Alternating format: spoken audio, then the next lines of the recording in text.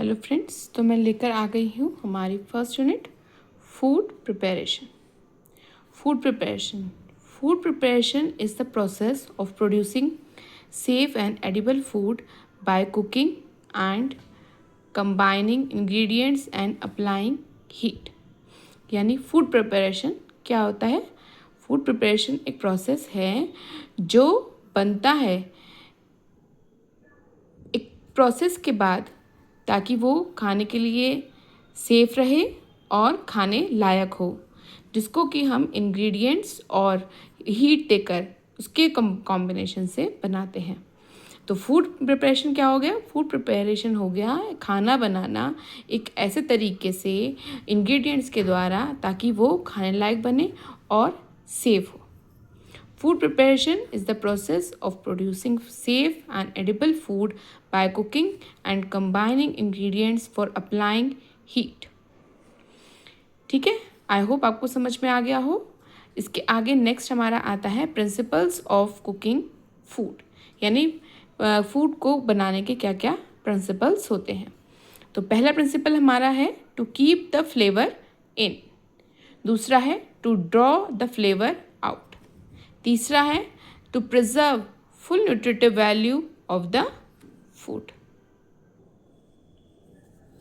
To keep the flavour in, this principle of cooking means to cook the food in such way that its natural taste, aroma and juices of the food during food must retain।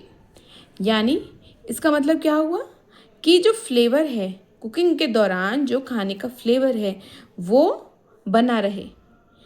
The principles of cooking means to cook the food in such a way, खाने को इस तरीके से बनाना कि उसका जो natural taste है, उसका जो अरोमा है, उसकी जो स्मेल है, उसके जो जूसेस रिलीज़ हुए हैं वो जो है फूड कुकिंग के दौरान बने रहें, ख़त्म ना हो।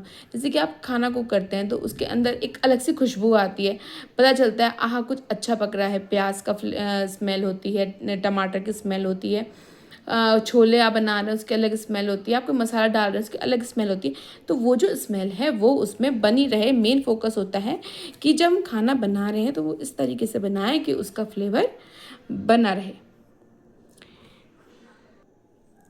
सेकेंड आता है to draw the flavour out. इसका क्या मतलब होता है? The principles of cooking means bringing out the flavour from food ingredient so that it spread throughout the dish.